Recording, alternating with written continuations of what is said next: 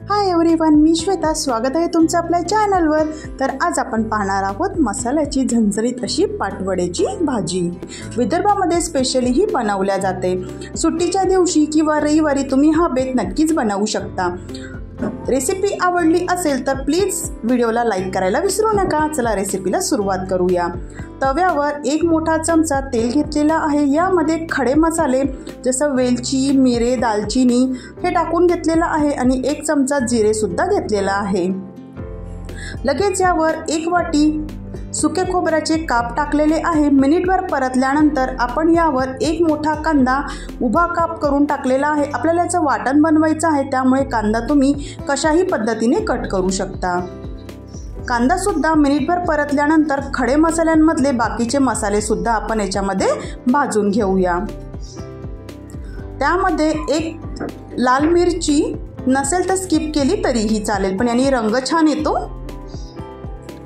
एक तेजपान, एक चमचा धने आणि 4 ते 5 लसूण पाकळ्या हे सुद्धा आपण तव्यावर भाजून घेत आहोत. मसाला मीडियम फ्लेमला भाजायचा आहे, जेणेकरून आतमधून सुद्धा तो भाजल्या जातील. मसाला जेवढ्या व्यवस्थित असा भाजल्या जाईल, खमंग भाजल्या जाईल, तेव्हाच आपल्या भाजीला टेस्ट खूप छान येईल आणि रंगसुद्धा छान येईल. तर मीडियम फ्लेमला मसाला जो आहे तो व्यवस्थित असा भाजून घेतलेला आहे. तुम्ही बघू शकता कलर. मिक्सरच्या भांड्यामध्ये मसाला, त्यानंतर हिरवी मिरची आणि मुठभर कोथिंबीर, थोडं पाणी टाकून वाटण बनवून घेतलेलं आहे. आपण भाजी बनवायला सुरुवात करूया. कढईमध्ये 2 मोठे चमचे तेल घेतलेलं आहे. यामध्ये 1 चमचा जिरे आणि त्यानंतर जे वाटण बनवलं होतं ते टाकून घेतलेलं आहे. लगेचच सुके मसाले ॲड करूया. 1 चमचा हळद, 2 चमचे लाल तिखट, 1 चमचा धने पावडर, 1 चमचा जिरे पावडर आणि 1 चमचा गरम मसाला. मीडियम फ्लेमला आपण हा मसाला व्यवस्थित तेल सुटेपर्यंत परतून घेऊया. मसाला लवकर भाजण्यासाठी आपण त्यावर झाकण ठेवलेलं आहे आणि लगेच पाटवड्या बनवायला घेऊया. 1.5 वाटी बेसन पीठ घेतलेलं आहे. यामध्ये अर्धा चमचा लाल तिखट, अर्धा चमचा हळद, अर्धा चमचा धने जिरे पावडर आणि किचन किंग मसाला ॲड केलेला आहे. चवीनुसार मीठ. ज्या मिक्सरच्या भांड्यामध्ये आपण वाटण बनवलं होतं त्याच पाण्याने आपण जे पाटवडीचं पीठ आहे ते मळून घेतलेलं आहे. मसाला तुम्ही बघू शकता मस्त असं तेल सुटलेलं आहे. थोडं पाणी टाकून घेऊया. परत एकदा व्यवस्थित मिक्स करून घेऊया आणि झाकण ठेवून परत 5 मिनिटं हा मसाला आपण होऊ देऊया. 5 मिनिटानंतर तुम्ही बघू शकता आपला मसाला जो आहे तो मस्त असा झालेला आहे, परतला गेलेला आहे.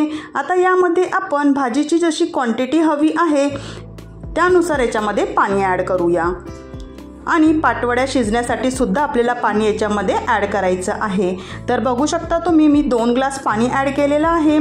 लगेच पाटवड्या बनवायला घेऊया, कारण आपली भाजी जी आहे ती उकळायची आहे.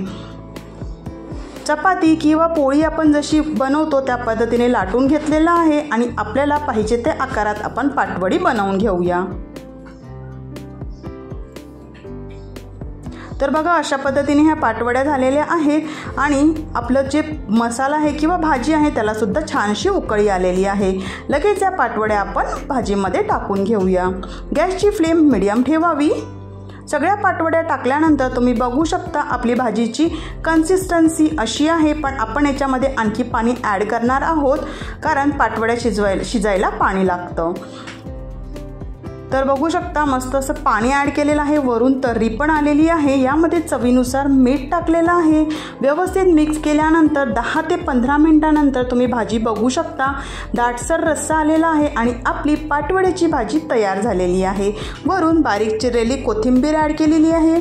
तुम्हाला रेसिपी आवडली असेल तर सबस्क्राईब करायला विसरू नका. बाय.